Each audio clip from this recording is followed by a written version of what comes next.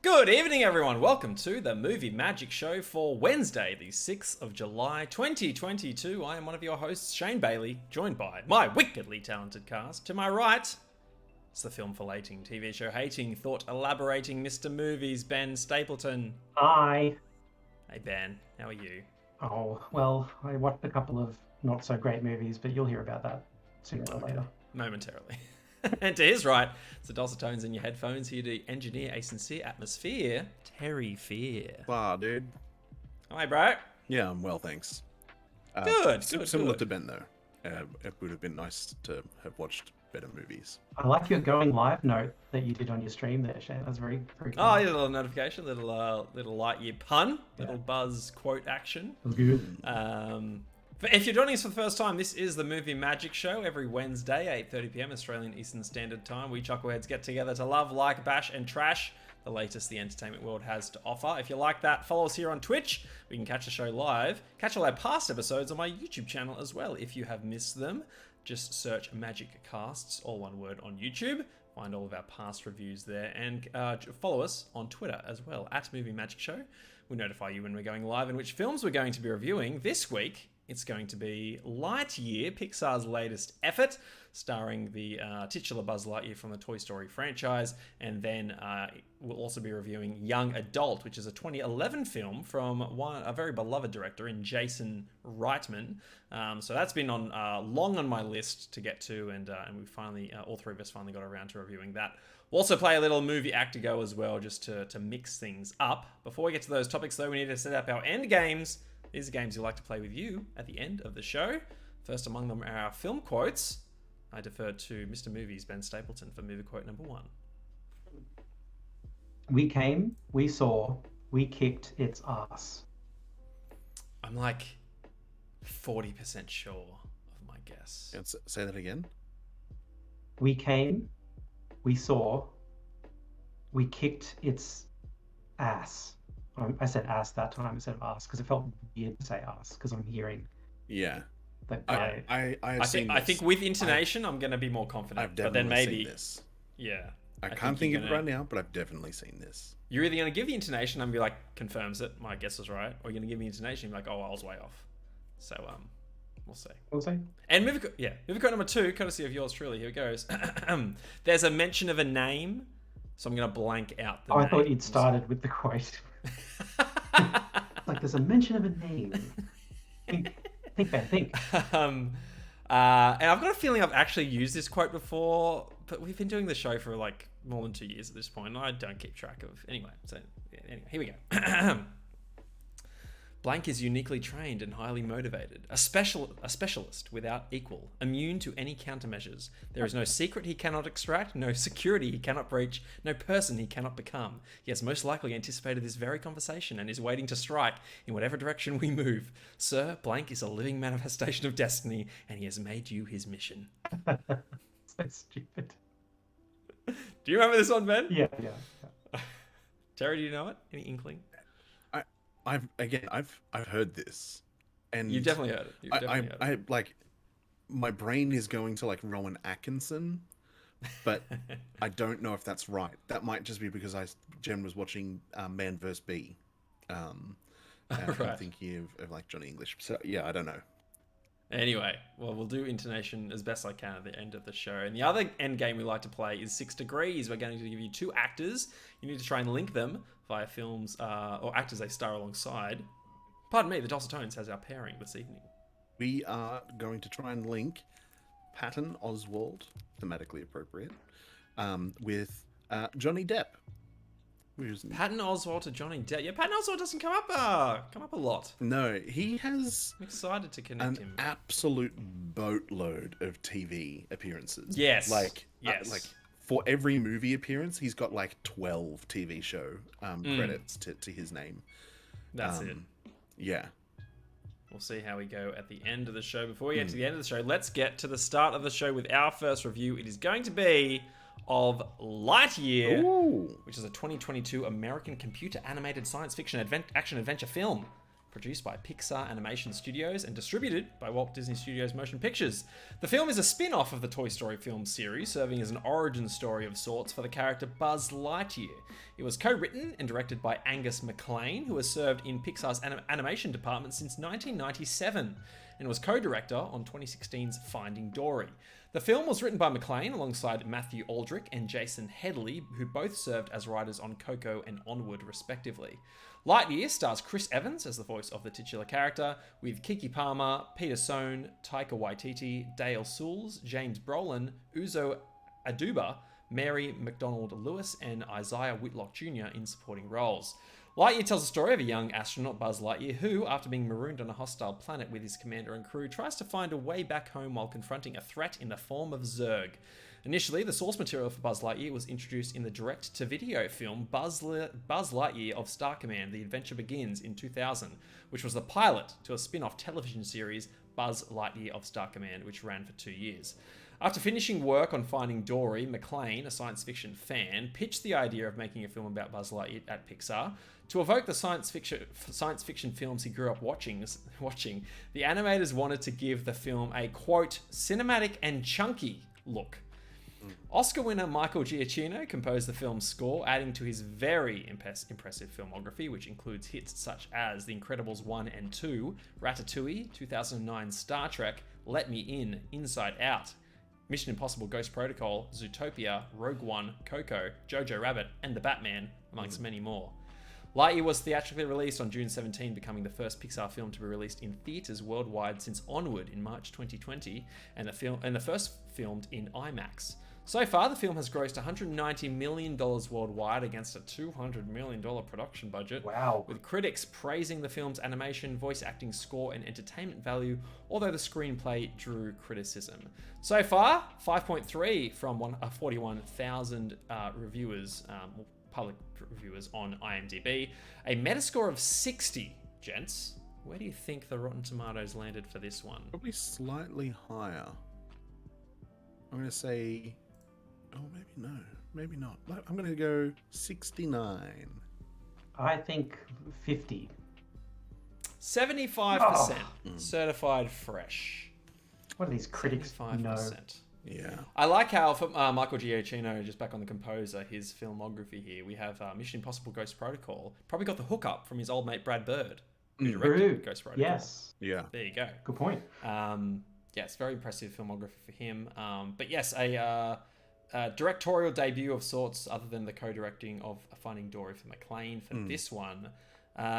Terry!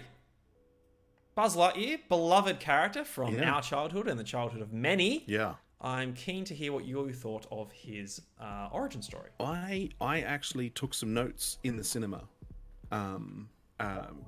because I had exceedingly low expectations going into this film, just because even though I've managed to mostly avoid spoilers leading up to the film, when I started to see in my YouTube all of the people that I've got like subscriptions to, including Linus Tech Tips, he was on that movie show. I think I can't remember that they call that channel. And They're Just Movies. They're Just Movies. That's it. Great. I love watching those guys. They're usually pretty entertaining. Slamming it. It's just, and it's like I wasn't watching the episode to find that out. It's like the text on the screen of the thumbnail, as well as the title of the video, is things like the woke backfire of the latest Pixar movie, or like, and I'm like, okay, so people aren't thrilled about this film. And I like, when I started to see that, I was like, okay, I need to find out a little bit more about the film, see if it's actually something that I want to spend some of my money on in order to be able to contribute thoughts on the show. Really, really low expectations going in. And I wrote two things in the cinema. I took two notes. The first was the dart gun made me laugh out loud. It happened in the first 20 minutes of the film. Absolutely found that hysterical. In particular with the line that followed its deployment. And the other was, there was a crossover little Easter egg that was in the film, which was the laugh canisters from Monsters Inc. There's a scene where Buzz is in a room, I think it's an armory, or an equipment shed of some kind, and behind him there are these yellow canisters. I'm like, those are the laugh canisters. They are the thing nice. I that, didn't like, notice they that. fill up with the laughter from Monsters Inc. And like obviously in this film, like this, they don't take place in the same universe. I'm pretty sure. I'm gonna put myself out there and say I don't think these are in the same universe. It's just a nod wink to another franchise. Those are the only notes that I took because nothing else about this movie grabbed me. That was the only time I laughed out loud. Was in that first sort of 15 minutes. There's like an opening scroll that talks about how this movie was the movie that Andy watched that made him fall in love with the character Buzz Lightyear. And with that in mind, I've tried to think about this film as though I were a 9-year-old kid. I've tried to put myself in the boots of a kid who's like wide-eyed, doesn't have the jaded cynicism of like someone who has lived 36 years and suffered like personal tragedy and all of these like things. I'm like naive, stupid, doesn't know shit 9-year-old, like gone to a movie. And like, did I fall in love with the character Buzz through that lens? And the answer is no. I don't think that the Buzz character in this film really stands out as an individual character of true merit and that like I'm going out to buy or beg my parents to buy me the action figure for this character. And yeah, I don't see that as being a thing. I don't think that I see myself as a 9-year-old thinking that that's the character that I want to model my my whole thing after. Like, Andy loves Woody. Everything about his room is cowboy themed because Woody is a cowboy. And after he sees this disaster of a movie, it's not a disaster of a movie, it's just meh. There's nothing about this film that's special, in my opinion. He watches this movie and then completely just ditches cowboy and embraces space. And I'm like, no, like this movie isn't really about the excitement of space exploration. It's not like this movie's kind of a bit dark and depressing. Like, if I'm being perfectly honest, like it's really thematically dense because and also, I don't know, they tried to do a little bit of science speak, referring to like the speed of light as c, but like faster than light travel, like it needs to be faster than c, because it's faster than light. It doesn't, anyway. It's nice that they kind of tried, and they brought in like time dilation, which is a real thing in physics. Yeah, I noticed in the credits there was a special NASA featured in the special thanks. Yeah, and there was a guy credited as mathematician. Yeah. Yeah. And you know, I did physics in high school, and so it is a legit theory. And there's like the twins paradox is an expression of it. The closer you get to the speed of light, the slower time appears to be for you. And if you're going away from a place and then coming back, it's as though you have not aged, but they might have. But it's a theory. I don't really know if it's legit, but it's a theory. And Buzz is like approaching light speed, but he's incompetent. He's meant to be like a hero, and in the first 10 minutes of the film, like it's tricky because there's kind of like a fourth wall meta nature to this experience, because we're supposed to swallow that this is the movie that Andy watched. So I'm trying to keep in tension like that kind of assertion that the movie made. Like, it's not, I don't think it's inappropriate. The movie makes that assertion. And I'm like, there's nothing about him. He makes the mistake and he's like a drama queen about it after it happens. Like, he wants to court-martial himself and like chains himself up. And like, he's got a partner who is incredible, like just super skilled, who like kind of leads him by the hand to get to the point where he realizes he is important to them fixing the mistake that he made. Like, but that makes her the hero, not him, which I'm fine with, except that Andy doesn't come home with a Hawthorne character. He comes home with a Lightyear character, action figure. Like, it, yeah. I think that the movie is like a, I mean, it's fine as like a discovering yourself and like growing, but some of it's just so like on a dime. He is dead set against like these kids who are like, he hates rookies for some reason. I don't know why. I don't think that that's in Toy Story at all, but he's like, he hates rookies because he sees them as a liability, even though he's the loose cannon that fucks up their mission. And then he's like determined not to include these rookies that are part of the film. And then one small thing happens, and he's like, "Okay, the thing is a go. You're coming with me. I can't do this alone." I'm like, "What? Like, what?" Maybe it's like I'm supposed to accept that a number of things have happened where they've had to be a team, and that was the one, like that was the straw that broke the camel's back. Maybe, but then he still kind of treats them as liabilities and goes off and does his own thing. That, yeah, I don't have much else to say. The visuals were kind of cool. I loved the iterative design of the spacecraft that he flies, but found it confusing that they went from sleek, sexy, like fighter style things to basically a Winnebago in space as the Ranger mobile that they have at the end, which is modeled after the box that he's shipped in for the Toy Story movie. But they didn't keep that aesthetic throughout. You said that they wanted to go kind of chunky, but for the most part, this was all kind of relatively tried and true design things, like a big spherical spaceship that is the shuttle. We've seen that in a bunch of movies in the past.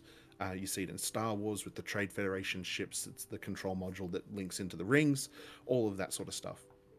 And then you've got these really sleek, sexy fighters, and then it's like, and even the Zurg, which it's not Emperor Zurg for some reason, it's Zurg.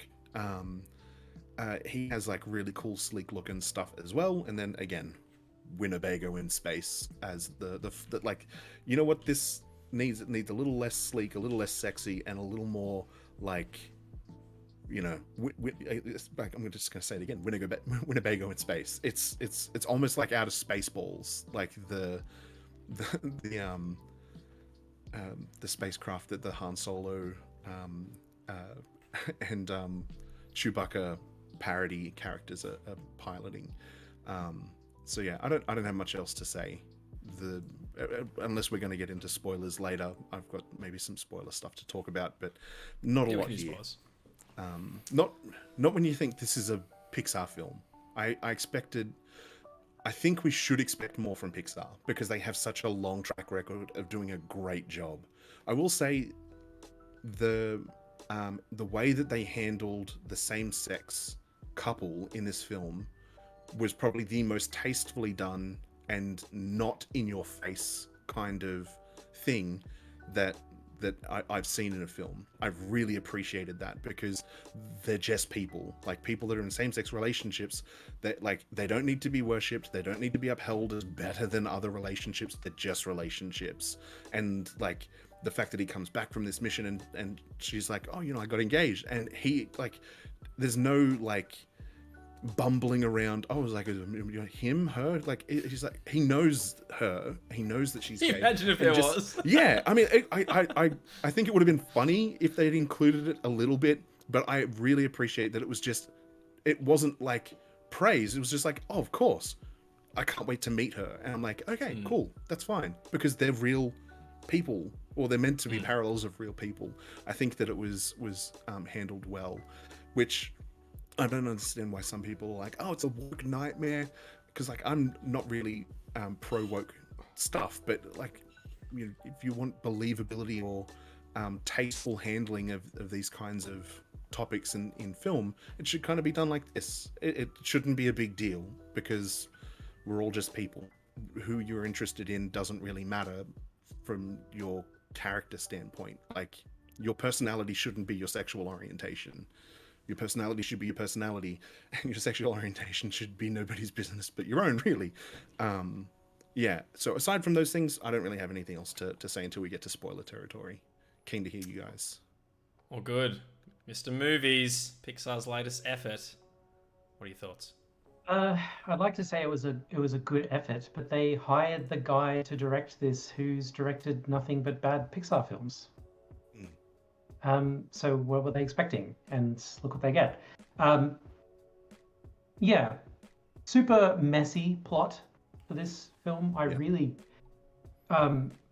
so movies have like fast moving action and exciting adventure stuff, and then they slow down for character development things, and they take a beat, and then they ramp back up, and along the journey we link from plot line to plot line, and It's a roller coaster. it's a roller coaster ride. And at the end of the day, people have learned things and grown as characters, and there's a theme that we've explored and learned about. And in this case, there's really nothing there. There was just a bunch of plot lines that didn't link together at all. There was no seamless journey throughout the story or throughout the arcs of the characters, and I was very disappointed, without spoiling, with the ending, how it didn't really seem to at all serve the main character's arc. Like, I wasn't satisfied at all with Lightyear as a main character in a film who had an interesting challenge that he needed to overcome. As far as I'm concerned, with this time dilation stuff, if it takes you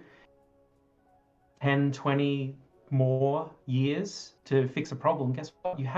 That's not a fix to the problem. Like, if you maroon your whole, I don't know, what is it? Just team or whatever? I don't know where they're coming from, these guys, but if you crash a ship and maroon everybody for decades, and even then, if you get them off the planet and everyone goes home, you haven't solved the problem. It's not like, oh, good, it only took him a couple of decades, but we're all satisfied. You know what I'm trying to say here is just he failed after about 5 years of trying or whatever. Like, 5 years have gone by. It's like, great. Well, now you're not, after a while of this, you're not really saving us, are you? You're saving our descendants, and that's not worth a thank you. It's like we're still marooned here for our entire lives. So I didn't. Yeah, it would have been okay if like just because he's off, jumping ahead 4 years and they're aging, it's like, surely they have other scientists exploring other options on how to. I feel like if they just maybe nod to that, like they're not just betting on Lightyear being the one solution. Yeah, there's so many things to pick apart here, and that's not a nitpick. That's like a main part of the story pick.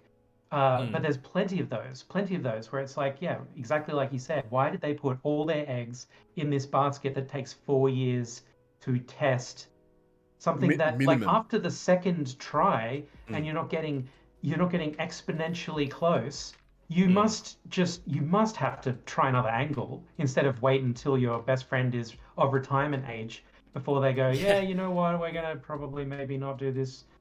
We don't really care about it anymore. It's yeah. Can you imagine McConaughey and Hathaway getting back to the ship in Interstellar, realizing it's been 4 years, and be like, oh shit, I left my phone on the planet. I'll be right back. Sorry. The ship that they were all on, that was working perfectly fine and flying through the sky. It had its own special crystal. It broke, but nobody knows how to make another one. Like, what is that? What am I really supposed to believe here? I love to watch a movie and have the movie say, look, here are the terms of engagement, and here are the rules that we're going to follow. And the time dilation thing is like one of those rules. It's like Buzz is going to shoot out to the star and test this prototype crystal and slingshot around and come back and get as close to light speed as possible. And again, I totally have the same point as Terry. At the start of the movie, there's like a, science fiction info dump blurb thing that says, we're aboard the spaceship, whatever, and we're like 400,000 light years from Earth, and it's, pelting through space-time or whatever, it is going way faster than the speed of, like, it has to be going oodles more than the speed of light for it to get anywhere of significance. If it's 400,000 light years from Earth, it would have to travel for literally 400,000 years to the speed reach of Earth. light. Yeah. If it's only going at C. Like, C just seems to be their goal here. They're just like, I'm at like 90% of C, we're almost there. It's like, no, you're not even close to there. But all right. Unless that's the barrier to entry. Like, let's say in order to use like slip space or subspace, you need to hit the speed of light first. Like, maybe they don't say that. It says anything like that. Yeah, it's just ridiculous. They're just saying we need the light speed device or whatever. Yeah. To work. So it really does for all they accounts. Didn't have a spare? Yeah. It for all intents and purposes just sounds like light speed is their goal. And apparently getting to like 60% light speed with a stable crystal is just not good enough. No, we're going to waste another 4 years to get that extra 40%. We're going to waste another 4 years. We're going to waste another 4 years. It's been decades now, and nobody has thought, you know what, the last crystal we had would get us to like 60% light speed. We could all just try that and maybe do some tests from the ship with other crystals. Yeah, especially since it's stable enough. It's stable enough to get him out and back. Like, so just strap that fuel. Yeah, I know what you mean. You strap that fuel cell into the thing, because he's consistently making it back. The first one was risky. He almost didn't make it back. But like after the second iteration, he was consistently making it back safely.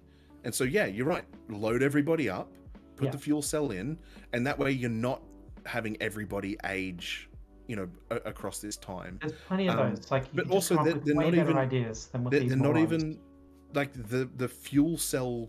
It's a slushy machine. It's like raspberry, mango, like blue, and like a bunch of other flavors, and they just mix. Terry. Yeah, bubblegum. Yep, that's in there, and like they're mixing it, and then like they do a calculation to say, hey, how stable is this, and how likely is it to succeed? And the first one was something like 82 or 87% likely to be viable. They were able to do that calculation without ever attempting, because they would have like data points of what the fuel is supposed to be like, right? A stable hyperspace crystal is supposed to be this. How close is that to this? 82%. All right, let's try a different blend. Like, you went 50-50 red and blue to get 82%. Let's just mix it up a little bit and see if we can get really closer. You don't have to go the time through scale that they're dealing with. There's not that many combinations of 3 different ingredients that they could or 4, or however. I think they ended up with four separate combinations that they did in varying percentages. And look, there's 100, like, they could have, like, another one is they could have made unmanned test vehicles and launched one every week with a different thing, and then, like, it's not like he disappears. He's still out in space for 4 years, and you can literally track his ship if you had a telescope to look at it.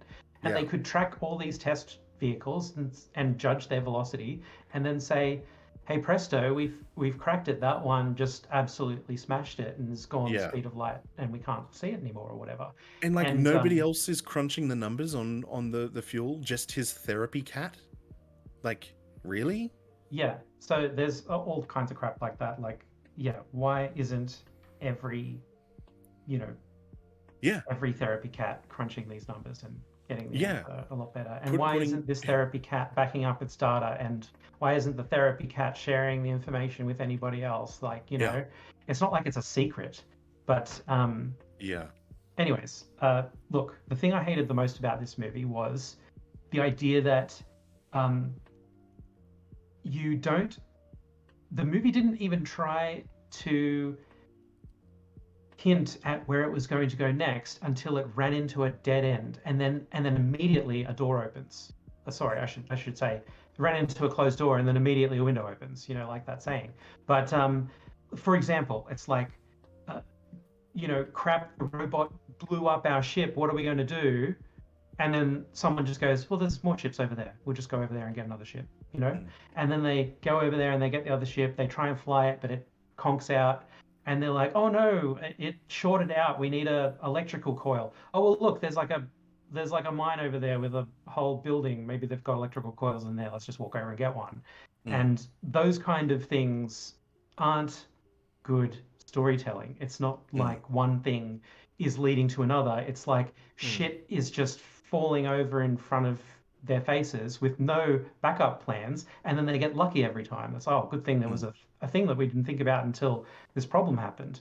And although I suppose on the whole I would agree with the idea that Buzz Lightyear is an incompetent kind of character, I think what they were actually trying to do was show an extremely competent person that just still can't get the mission done without asking for other competencies elsewhere. Like, you can't get it all yourself, no matter how good you are, kind of thing.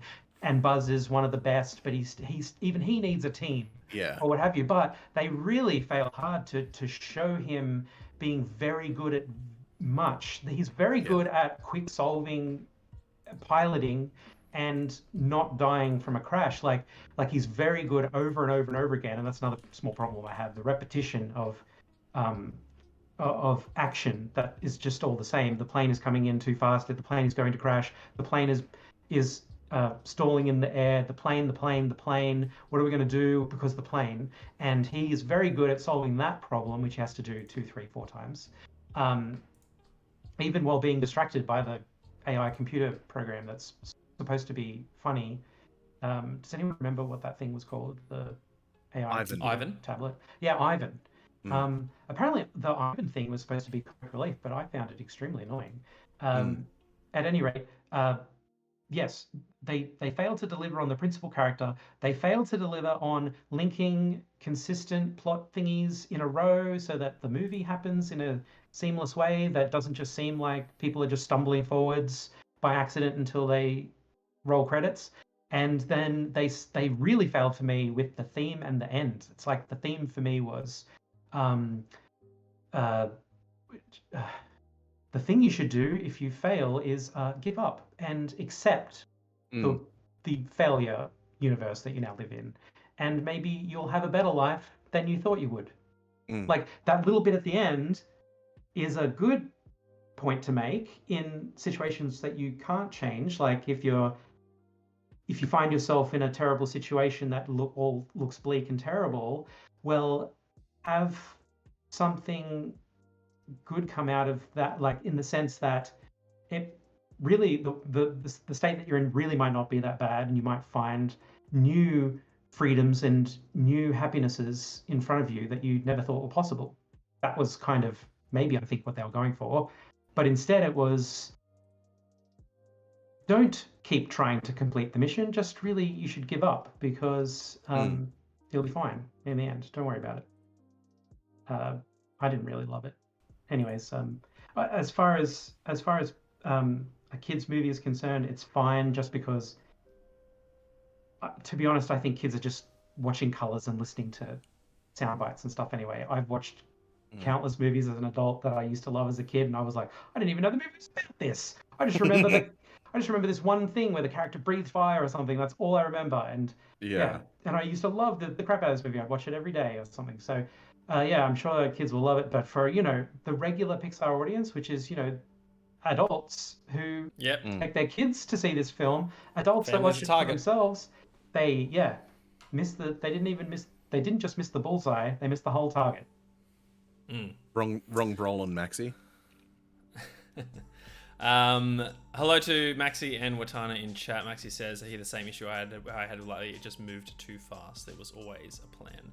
I just love that Captain America got to fight Thanos again. It was James Brolin, Josh Brolin's dad. All right. What was I saying? I wasn't saying anything. Let me kick off my thoughts.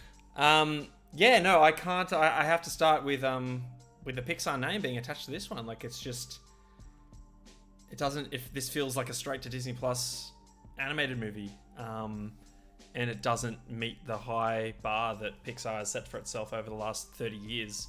On that point, Jay, and it's very high bar. They really should have released the what's it called? Turning Red. They should have released Turning Red in the theaters. That one would have, I think, done gangbusters. It's a brilliant movie. But this, like you said, this is a direct to Disney Plus kind of thing. Yeah, and I mean it is such a high bar, right? Like I always say that, if what's Pixar's pantheon now, like 25, 27, something like that. I'd have to double check. Actually 26. I just wanted to look up the last few movies. And they've had some awesome stuff like, Coco 2017, Incredibles 2 2018, Toy Story 4 2019, which I rate, Onward 2020. Soul, Luca, Turning Red. Look, those are all great films as well, though I don't think, wouldn't be up there with their best. But by no means any slouches. But that just goes to Pixar's credit, right? In the sense that their top 10 films are like 9 out of 10, 10 out of 10 movies. And then their next 10 films are like 8 out of 10 movies. And then you get down to the last 7 or so, and you're hitting amongst the Cars 2, Cars 3 sort of Finding Dories of the world.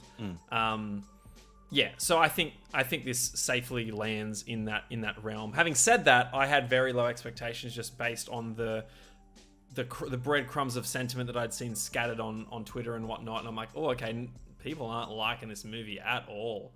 Maxi, is Lightyear better or worse than Good Dinosaur? I would say worse because at least the Good Dinosaur's key character arc is much more coherent. So yeah, but having said that, the Good Dinosaur I think fails just being a memorable experience in my mind. Yeah, there were more positives That's a great way to say I've forgotten all about it. You could say right. Yes, it failed to be a memorable experience. Yes. I do remember it, but it's not one that you immediately recite as like, oh, Pixar, yes, let me rattle off my favorites and Good Dinosaur. No one ever says that. I think I am more positive than you guys, probably because of those lower expectations. But all of it it's like they nailed the garnish, but the component ingredients that make up a fantastic meal aren't there. For me, it's the music. Like that was the first thing that I noticed. Like particularly the montage where Buzz is going up into space every single time. Like his core theme, I thought was fantastic. I loved it. I really enjoyed the art direction as well. I liked the chunky aesthetic, particularly of the character armor and the weapons and that sort of thing. It felt very toy-like, which probably serves well to tie back into Buzz being a toy from Toy Story. And I feel as though to McLean's, let me make sure I get his, what was his name, Angus McLean's credit. Like I thought it was cool. Like everything felt cool, looked cool. I was automatically in like a sci-fi mood walking out of the cinema. And I felt his love for science fiction coming through. So I thought that was a point to highlight as well. And then there were some cool sci-fi concepts. Like I like that they're weaving in the time dilation, that sort of thing, into what is ostensibly a family film. So I like that it can explore those different themes. But for me, it was just a ho-hum story. Socks was really fun and funny in parts. I really thought that he sort of like elevated it for me. There are a couple of poignant moments as well with Hawthorne as well that I liked. But at the end of the day, this is just going to sit as one of those Pixar films that drags their reputation down just that little bit more. And I really feel as though that, I kind of hope they get back to their, Coco, Incredibles, just knocking it out of the park days. Occasionally, their consistency, particularly in the early noughties, was just fantastic. And look, I don't think they're, at the same level as like Walt Disney Studios was, like in that early noughties, like, Chicken Little era. But like if you had to put like the last 5 Walt Disney picture films up against the last 5 Pixar films, I think Walt Disney would take the cake. You're talking about things like, well, actually, it's probably getting a bit on now, but you're thinking like, Zootopia, Big Hero 6, Moana, like pretty damn good movies. So, for me, I kind of land similar to you guys, maybe a tiny bit more positive, but at the end of the day, not something I walked away with, just feeling really compelled by. Just quickly, Maxi says, I did like the opening scene, taking the same cues from the Toy Story opening when we first see Buzz. I like some of the throwbacks, lines from the original Toy Story film that he was sort of recited. And I think to your point, Terry, like his I was reminded of just his narrow-minded, just focus on the mission from the first Toy Story, where he truly believes he's a space ranger. Yeah. I got that vibe as well. I did like that they had to use the sound bites because the sound bites are in the Buzz Lightyear toy when you press the buttons. The one that they didn't use? Buzz Lightyear to the rescue? Buzz Lightyear never actually completely says to infinity and beyond. Oh, really? Never says it? No. Some character, either him or someone else, will say to infinity, and then they'll put out their finger. Right. And then, Yeah, and then yeah. the other They character, complete. Right. and beyond, and then they go, Yeah. trying to make it cool, like Big Hero 6 or something. Mm.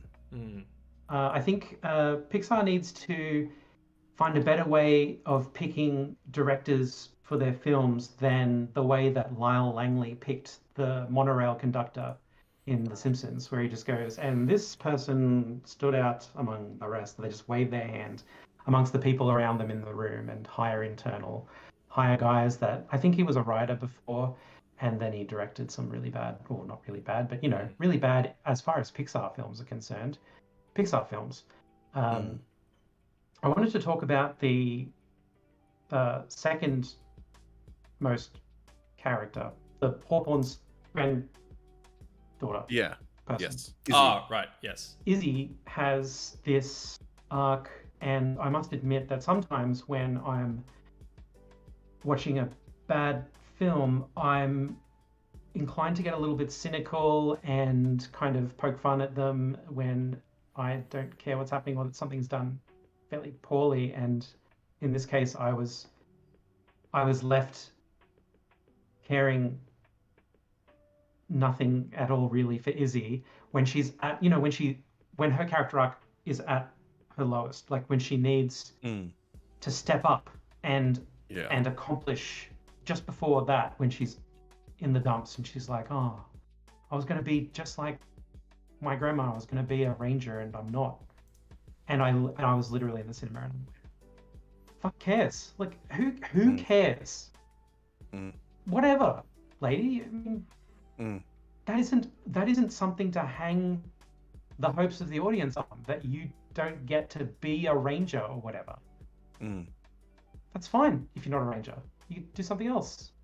And then, and then she has the, idea that she can save the day with or whatever, which I had also. Did you guys know that was happening? That Yes. thing was coming with the teleporter thing? Yep. Almost as soon as I saw it was a thing, I'm like, oh, okay, so that teleports them, like she says it teleports them up there. And then he's like, well, we've got to get it up there to destroy it. I'm like, so maybe just capture one of the robots and use its teleportation device. And they didn't think to do that. Oh no, the thing in particular I'm talking about is that there was one attached to the ship. Yes. That nobody remembered. I don't know why they didn't remember it, but Buzz was the one that saw that it was on there. So maybe they I was about to say, I think, Buzz is the only one. Yeah, and he did just get tallied away. But like, I knew that it was going to be the method by which they ended up on the ship. Within minutes of seeing the technology, because I'm like, okay, that's a really convenient way to get onto the ship. They'll probably use that at some point. I really, sorry. To be fair, like you don't know if you're being teleported into a prison on there. True. True. There was also two moments in the movie towards the second half, the back end of the film, where just for a moment I actually thought that the movie was going to try something interesting, but then they didn't, and it made me even angrier that they didn't. That they even put hope on my shoulders or whatever, that they took it away. One of them was the meat sandwich thing. There was this scene where everyone slows back down and has some character development by pulling out some food from a vending machine, and they're all sitting around talking and eating these sandwiches, and then Buzz is like, what the hell is this? There's like a slab of ham and then bread and then another slab of ham. It's like an inside out. It's like a sandwich. And I thought, oh my God, they're going for some sort of alternate universe thing where he's actually, these aren't actually his peers. They're like some other alternate reality people where they eat sandwiches inside out. And then they didn't do that at all. They just shut that down right away, as if to say, no, in the decades that you've been gone, instead of trying to learn how to get us off this planet or to improve our living, we've made sandwiches We've improved worse. Sandwiches. We've made sandwiches worse. So, they're like, no, this is how we've always eaten sandwiches, even though the granddaughter was around at the same age that the grandmother who's eating normal sandwiches was around. It didn't make sense, the explanation that they gave. So I still had like the hope that Buzz was going to like figure out he's in the wrong universe or something like that, but it never happened. And yeah, the explanation was dumb in the first place, and I hated it. And the second one was the Just quickly, there Ben was Zubsy, some- thank you for the raid. So welcome everyone to the show. We are reviewing Lightyear, Pixar's latest film. Ben was mid-thought. I was. Continue, Ben. There was this thing that Lightyear does, and I don't want to spoil, so I won't reveal too much, but there is a character that's like revealing himself, like it's supposed to be someone we know or something, like someone's like masked and they're like, now it was me the whole time. And when they were going to do that and trying to be interesting, there was nobody it could be. Like, I was like, there was, you know, it's like in a whodunit when there's two characters in the movie. It's like, well, it was that guy. There was no other characters in the movie that it possibly, this reveal could be surprising to reveal. And I was just, and when it is revealed, I was like, okay, what? Of course. What else could it be? Because this is such a bad movie. It's got no characters in it. So yeah, two instances of the movie trying to do something really interesting, but just falling on its face a little bit. Yeah. Zubsy, how was your stream? What were you guys up to? Yes, there's a kind of a weird twist about Zurg being Buzz's father from Toy Story 2, but we won't spoil that. Let's get to Oh, sorry. I was just going to say, I thought that the Toy Story 2 thing was just a nod wink to Star Wars. I don't think 100% was. that it was meant to establish that Zurg Jace. within the Lightyear film universe was actually the father, but yeah. Yeah. Verdicts. I'm going with Don't Rush. Yeah. I think this is a straight to Disney Plus film. Should have, yeah. Yes. Don't Rush should have been straight to. I'd say don't bother. If you're old enough to listen to this, then it's not going to be entertaining for you at all. I think Star Wars does the Star Wars jokes better than this movie does the Star Wars jokes, so go watch Star Wars instead. Yeah, fair point.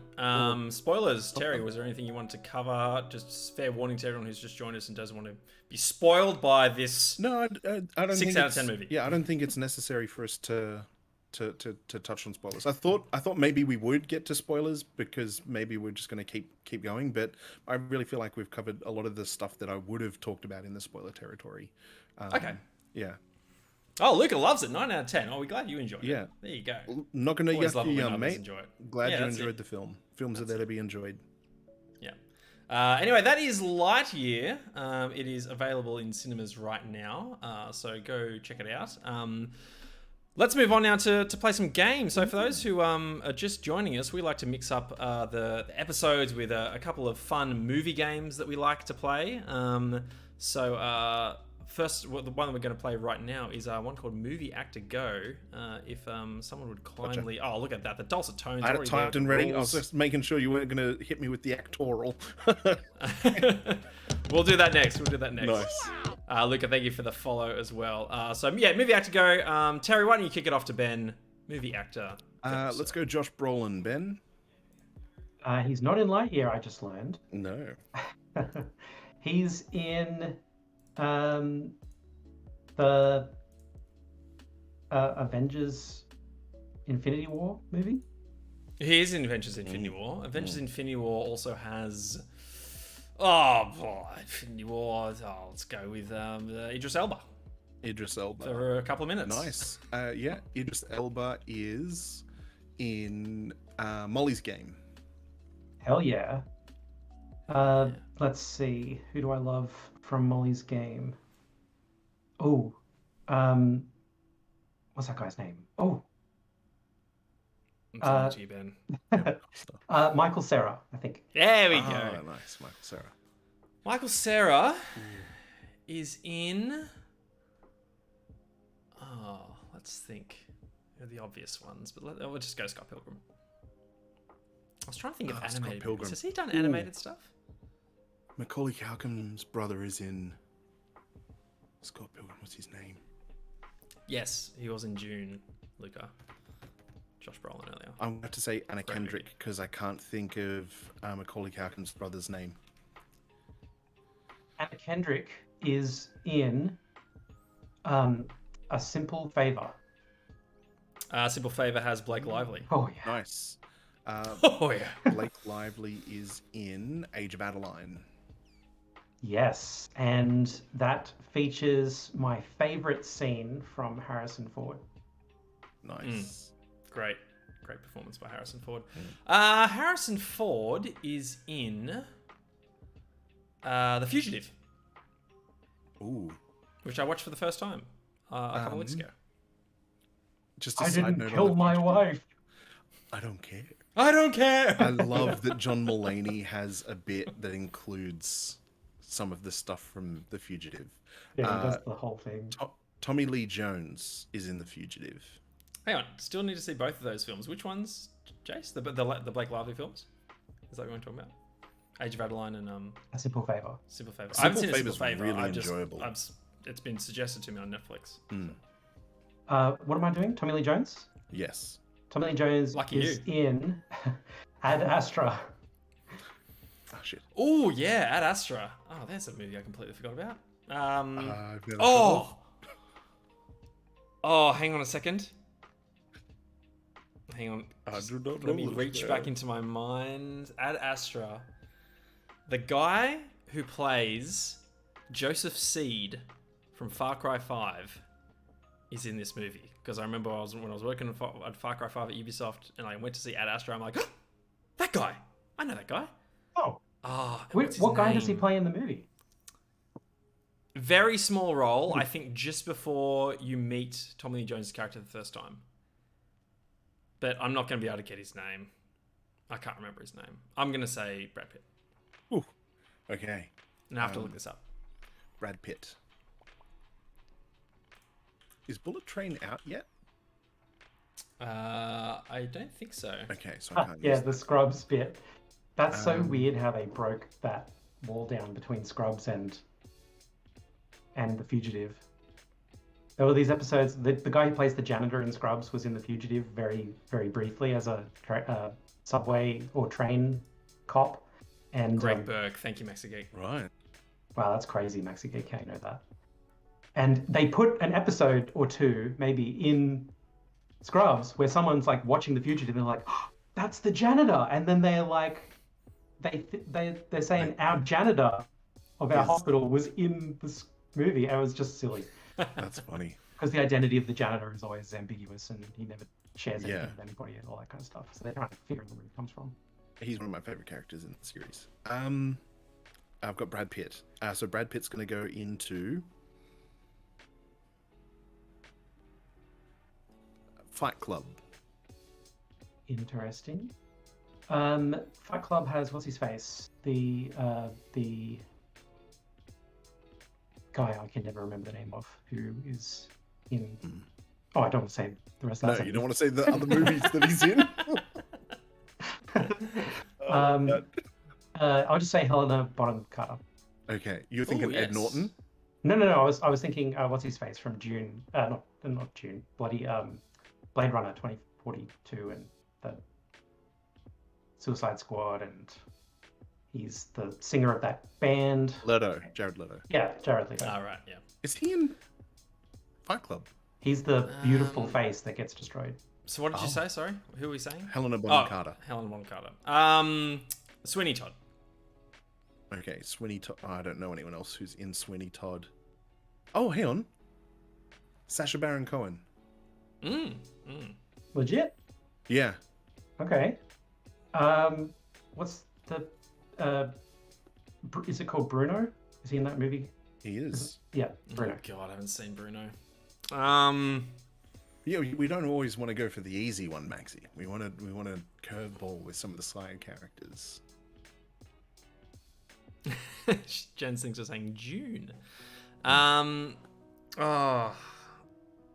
Bruno. Who would have been in Bruno? Let's go with Donald Trump. Is Donald Trump in Bruno? I don't know. I haven't seen it. If you would have said Borat, I would have gone Britney Spears. Yeah. What Or am Pamela I looking at? Anderson. Bruno. Oh yeah, sorry, was it Pamela Anderson? Oh, see, that's how. Oh I yeah, we haven't couldn't watched. use Harrison Ford. We've already used him. Nice one, Maxi. I'm not seeing it, but I mean, I don't know. I don't think so. So if he Elton John, Snoop Dogg, Bono, Chris Martin, Sting, Slash. Wow. Yeesh.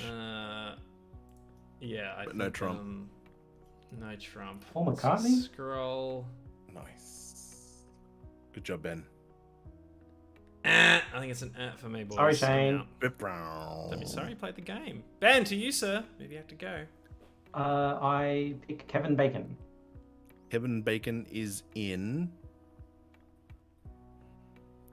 What's it called? Now I'll remember Bruno. Hollow Man. Yes, I used to love that movie when I was a kid. Yeah. I Oh, watched that that movie's movie. heavy, man. Mum and Dad went away for like a week, and Richard and I were at home. They took Kev with them. Paul had already moved out. Richard and I had literally just ate pizza and ice cream, and we hired like 15 videos from the local civic video, and that was one of the movies that we watched. It was one of the best weeks ever. Why did I do this to myself? I can't remember a single it's other scared bloody me, Hollow person Man. that's in that fucking movie. Yeah. There's a blonde actress that I think I can see her face. There's the redhead actress who I know of another movie that she's in. I've definitely seen her. We've all seen her in a notable movie Oh, of the last 7 or 8 years. 7 or 8 years. Okay. Yeah, but I don't know her name. Yeah. I'm just trying to think of the dude. Yeah, the dude, I can't see his face, but I can see the girl. Mm-hmm. What is her name? Is it just like I'm getting a J, but I can't form it into a word. I Oh give my up. god! Yeah. Hmm? I did not know this. I can't. Anyway, you're gonna kick yourself at who the dude is. Who is it? Oh, you giving up? I've visually lost. It's Josh Brolin. Oh, okay, full circle style. Wow. I wonder if somewhere deep in my subconscious I somehow knew that. That's Elizabeth funny. Shue plays Elizabeth Shue. Linda, the blonde, and then Or it would- I'm not sure she's blonde anymore, or not sure she's redhead anymore. But Kim Dickens Yeah. plays the short redhead lady, and she's like what the main detective in Gone Girl. Oh, yeah, right. Ah, Yeah. Nice. There you go, Josh Brolin. Holy cow! I In did Hollow not. Man. That's a It would, pocket it would have pick. had to I be had you, no Terry. idea. You would have to be the one that subconsciously somehow knew Josh Brolin Yeah. in that, because you Placing said it. Hollow Man, not me. Yeah, I did. Terry, congratulations. Brilliant. Winner of Movie Actor Go. All right, gents, let's move on now to Framed and Actoral. I just realized I didn't do the overlays for this yet, so bear with me while I get these up onto the screen. YouTube capture. We're going with Framed first. Should be appearing on the screen. There it is, but why isn't it looking weird? Let's get it up Okay, here. I've got my framed up and I've got my actoral. Which are we going to do first? We're doing Framed first. Okay. Ooh. Frames.wtf chat. First, you've got to get it into Yeah. frame, Shane. I do. Look at it go Okay. down so There slow. it is. Yes, framed.wtf. Let's see if we can get this one. Maybe I've got no one idea. of the many, like, South Korean zombie films. Train to Busan. Yeah. Good a guess as any? Train. No. Oh, what is that face? Okay. That's probably that's the flip side of the first photo. It's the same scene. 2 seconds later, here's the next one. Oh gosh. Who's that? I can't see his face. Yeah. No, Who has hair like that? I don't know. South Is he Korean. wearing An anime sunglasses? character. Yeah, I think Attack he on might Titan, be- Maxi Geek says. What about Is there a, Old Boy? on- Like the original one. Have you guys seen Oh that? yeah, Old Boy. Okay. Here we go. Oh, is it? Okay, never mind. I saw Old. Boy. Old Boy. You got it, Ben. Oh, Old no Boy. way. Boom! Look at that. Nice. You know how I got it? I literally said to myself, he looks like an old guy. Old boy. That's so funny. Yeah, I would been- Well not have got played. this. Holy smokes. There you go. You know what? You know Boom. who's in the remake of like the Hollywoodized version of Old Boy? Who? Josh Brolin? Josh Brolin. Yeah. Brolin. That's fantastic. I'll see what Oh, Actoral boy. has for us. Wouldn't it be amazing? Yeah. Oh, It's actoral. him. It's a Actoral.com, everyone. 92 to Actoral.com. 2015. Look at the Hang on, let me ones at try the and- end 13, 14, 15. Let me Yeah. zoom in so people can see it Sequels. a bit easier. There we go. Actora.com. Let me link it in chat. All right, what do we got, gents? Here we go. We got a drama starting in 92, or it's an 8 on IMDb. That's not too bad. We've got a 98 comedy crime, 8.1. 99 drama, 8. Oh, hang on a second. I think I figured out a film. Ooh. 1999, The Talented Mr. Ripley. Yeah. It's the same as that was the exact same as Gwyneth last week. Paltrow last week. Yeah. You guys have got great memories. There's something. 2006, we've got action adventure thriller with a colon. 2007, comedy drama history. Comedy drama history with an apostrophe. So are we thinking it could be Matt Damon? Is that what we're thinking? But what was Matt Damon in 2013, 14, 15? That's hang like on, here we a go. 3-part series. I don't know. Oh, okay. 2013, 14, 15. That's primetime Awesome Addiction days. Yeah. What is The this? Bourne. No. Science fiction. Oh, hang on. The Hobbit? No. Well, No, it's it too can't many. It's yeah.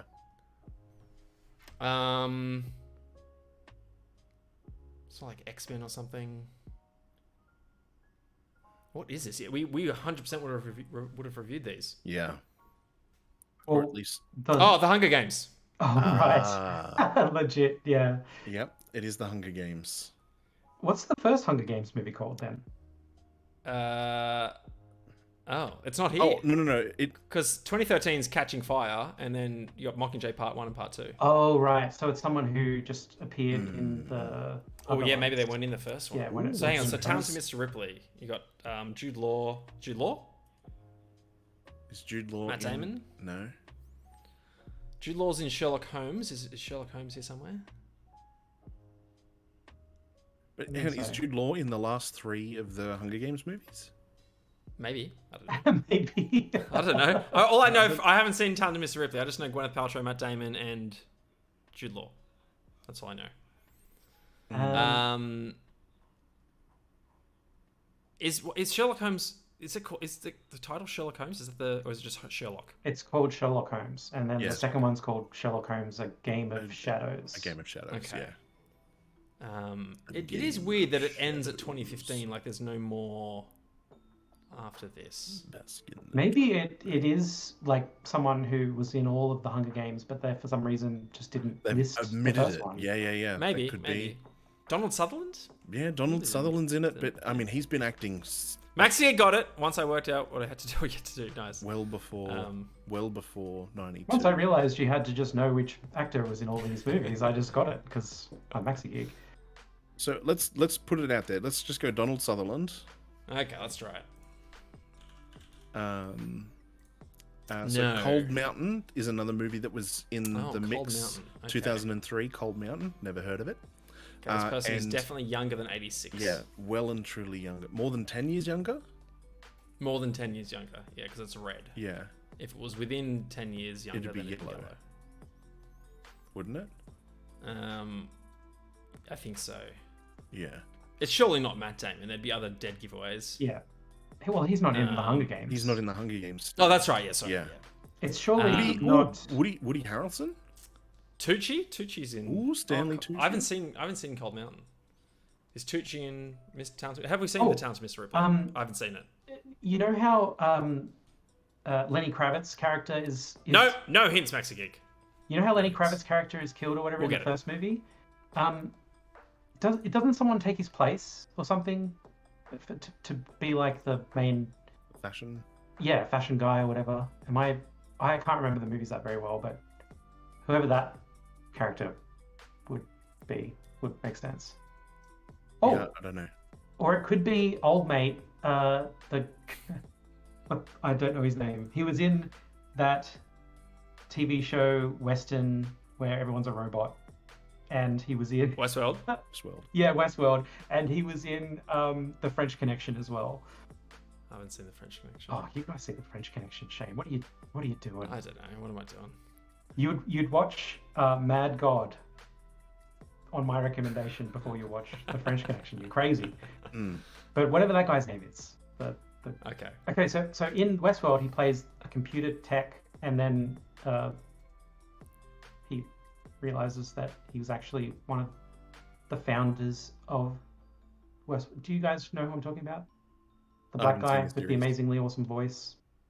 Oh, from the Batman? Is that him from Casino Royale? Oh yeah, right. Yeah, he's in the Batman. I know. Yes, his face. His Oh. name eludes me. What? It's Shitballs. Yeah, Yes. and he's in the Bond films. He's the CIA connection. What is his name? Oh yeah, he plays Felix. Felix. Yeah. Felix. Yeah. Yeah. Exactly. Yeah, that guy. I'm going Jude Law just because I want to just confirm. All right, older than 49, but between 49 and 59. Wasn't it Julianne Moore or somebody that came along and took over the resistance in the Hunger Games films? I've only seen Catching Fire. I didn't bother with Mockingjay. Okay. Part 1 or 2. Terry, help me out here. Was it Julianne Moore that I'm thinking of? Jeffrey Wright. That's right. Thank you, Max Geek. I don't think so. I don't think I remember seeing Julianne Moore in the Hunger Games movies. So Tucci's you know how definitely at the end there. of Hunger Games Liam it Hemsworth. became like this power play for the world or whatever, and the idea was that Donald Sutherland was actually the best of A bad bunch. the better of two evils or whatever, Yeah. and because the other person was worse and what she had planned for everything after they took power was terrible or something, and I think it was Julianne Moore. It was definitely a woman. And and at the end she says, Katniss, make your arrow fly straight and true into the true perpetrator and kill the bad guy, while Donald Sutherland's like tied up, ready to be executed. Oh wow, I missed a great movie in those two, didn't I? She This sounds totally riveting. lines it up for her to be shot herself, so then like Katniss like shoots her instead. Anyway, I think it's Julianne Moore. Julianne Moore. Okay, let's see. Oh, Julianne Moore. Nope, but someone from The Big Lebowski. 1998. Big And Lebowski. Magnolia. And Magnolia. Bashimi? But it could be. But Buscemi's not in the Hunger Games. Is he not? I don't know. I can't remember. Who else is in? Tom Cruise is in Magnolia. But he's not in the Big Lebowski. Oh, it's Jeff Bridges? It's what's his face? It's next to Daniel Day-Lewis, best actor ever. He's in Charlie Wilson's War. He's in Mission Impossible 3. He's in Philip Seymour Hoffman. Philip Seymour Hoffman. Oh, it Is is. Phil? Oh yeah, that's right. I bet. Yeah, it is. Boom. Philip Seymour I Hoffman. was just thinking about him the other day. I forgot that he was in the Hunger Games series, and it was Yeah, the last series that he was in. I totally forgot that he was in there as well. Yeah. I was thinking about him the other day because I was like, should I rewatch Moneyball for the 15th time? Love. I rewatched it just maybe 2 weeks ago. And there it is too. And then Moneyball, 2011. Oh bloody hell! Why didn't I see that? Yeah, there it is. Oh, MI3. There it is. Boom. MI3 is there, yeah. Oh, Ides of March. And Red That's Dragon, actually of course, he plays that Should watch this. I'm seeing sibling doubt though. journalist. Almost Famous. Patch Adams. Yikes. I didn't know he was. I don't remember him in The Big Lebowski. Is he the husband? Yeah, he's the waiter dude, the butler man.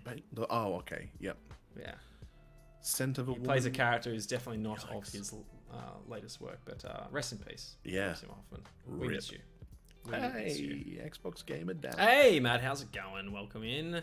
Worst thing that heroin Max, has he ever died done. before the last Hunger Games movie finished filming, so they used old footage to make his role work. Oh, there you go. Yeah, that's right. Interesting.